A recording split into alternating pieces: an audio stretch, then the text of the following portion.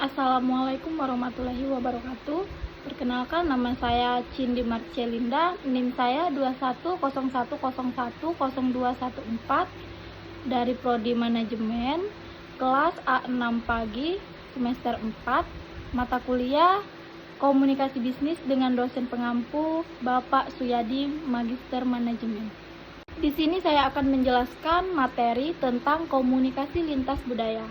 Pentingnya komunikasi bisnis lintas budaya. Para pelaku bisnis yang bergerak adalah para ekspor-impor yang mana satu sama lainnya saling berhubungan dengan negara lain dengan komunikasi lintas budaya, baik melalui adat istiadat, nilai-nilai kepercayaan yang berbeda-beda. Memahami kebudayaan dan perbedaannya. Yang pertama, budaya menurut Hofstede, pemrograman kolektif atas pikiran yang membedakan anggota-anggota suatu kategori orang dari kategori lainnya. Yang selanjutnya yaitu komponen budaya dalam bidang antropologi menurut Cateora, memiliki beberapa elemen, yaitu budaya material terbagi menjadi dua. Yang pertama, teknologi, merupakan material menjadi produk yang dapat berguna bagi masyarakat, teknologi tinggi, Amerika Serikat, Jepang, Jerman. Yang kedua, ekonomi, yang menghasilkan sesuatu yang bermanfaat bagi dirinya dan orang lain, yang di dalamnya menghasilkan barang dan jasa, termasuk distribusi, konsumsi, cara pertukaran, dan lain-lain. Selanjutnya, lembaga sosial, lembaga yang mengajarkan orang berhubungan dengan orang lain dengan harmonis, yang diterima oleh generasi berikutnya.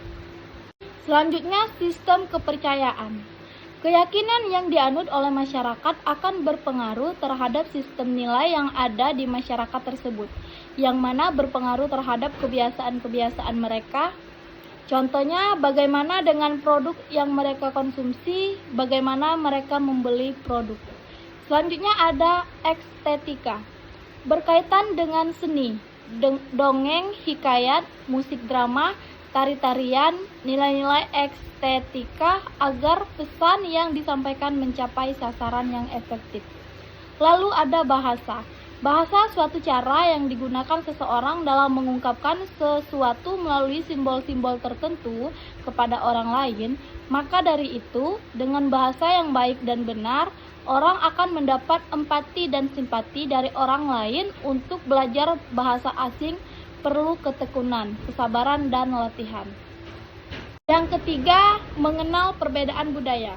Mengenal perbedaan budaya suatu negara merupakan cara terbaik untuk berkomunikasi secara efektif. Latar belakang budaya dan bahasa yang berbeda, di samping juga suku, ras atau etnis, agama, pendidikan, usia, pekerjaan, status, dan jenis kelamin.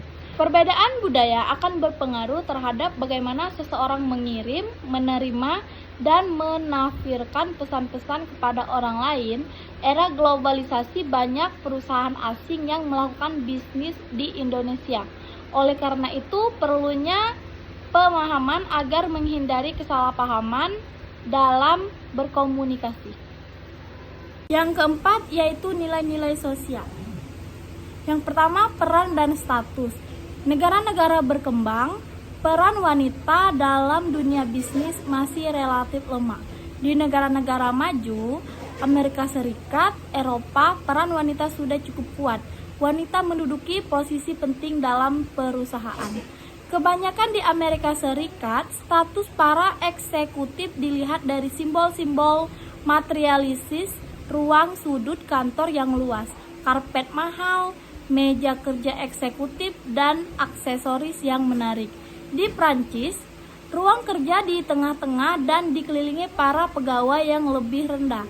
Di Indonesia, dilihat status orang eksekutif dilihat dari penataan ruang kerja yang terpasang look dan beberapa jenis kendaraan mewah yang digunakan, umumnya merek-merek kendaraan kelas tinggi.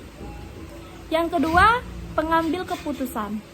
Amerika Serikat dan Kanada, para eksekutif selalu berupaya secepat dan seefisien mungkin dalam mengambil keputusan-keputusan penting. Manajer puncak pentingnya pokok dan utama. dan hal-hal yang lebih rinci diserahkan kepada manajer yang lebih rendah. Amerika Serikat dan Jepang, proses pengambilan keputusan yang dilakukan oleh manajer puncak umumnya berjalan lamban dan bertele-tele. Yang ketiga yaitu konsep waktu. Para eksekutif serikat dari Jerman mendengar waktu dengan pada langsung, pokok persoalan, to the point, dan cepat lain lagi jika Amerika Serikat. Latin dan Asia memandang waktu relatif luwes, menciptakan dasar-dasar hubungan bisnis lebih penting daripada menyelenggarakan perkembangan.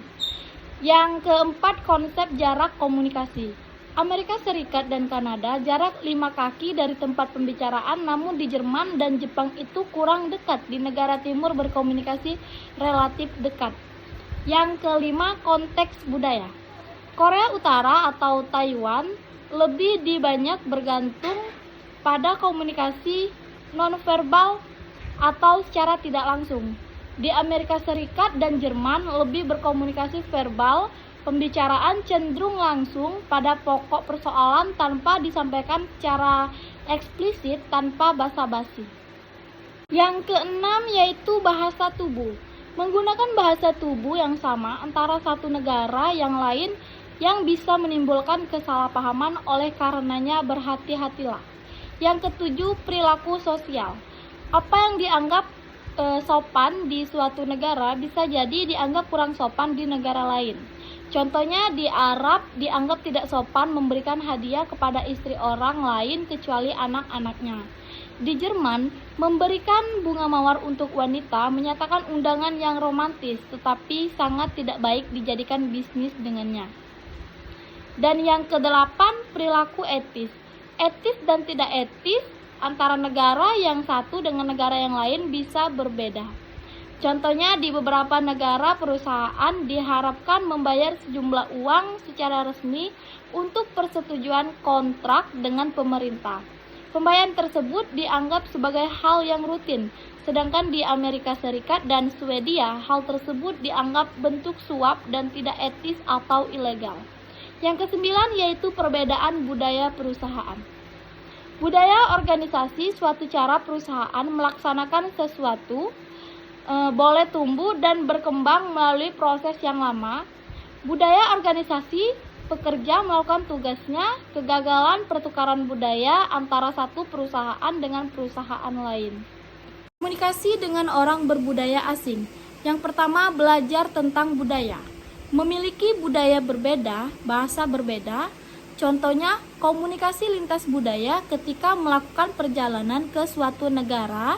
Jangan memberikan hadiah minum-minuman beralkohol di negara-negara Arab. Anda dianggap menghina tuan rumah. Jika Anda menolak diajak makan, minum, atau setiap bentuk kebaikan di negara-negara Arab, tetapi Anda juga jangan cepat-cepat menerima segala bentuk tawaran tersebut. Kalau mau menolak sesuatu tawaran, tolaklah dengan cara yang sopan. Yang kedua, mengembangkan keterampilan komunikasi lintas budaya. Pertama, jangan mudah percaya seseorang dapat memahami budaya orang lain dengan utuh atau sempurna. Yang kedua, jangan mudah terbawa ke dalam generalisasi. Yang ketiga, negosiasi lintas budaya. Budaya dalam dua kelompok. Budaya permukaan, seperti makan, liburan, gaya hidup. Budaya tinggi terdiri dari atas sikap dan nilai-nilai di mana budaya tersebut sebagai dasarnya. Orang dari budaya yang berbeda sering kali mempunyai pendekatan bernegosiasi yang berada dan tingkat toleransinya untuk suatu ketidaksetujuan juga bervariasi. Pahami dahulu hubungan negosiasi. Di Prancis, hubungan negosiasi formal. Di Amerika, unsur kepercayaan penuh dengan sudut pandang ekonomi. Di Cina, lebih personal atau pribadi untuk dapat bernegosiasi dengan baik. Baiklah, hanya itulah yang dapat saya sampaikan. Sekian dari saya. Wassalamualaikum warahmatullahi wabarakatuh.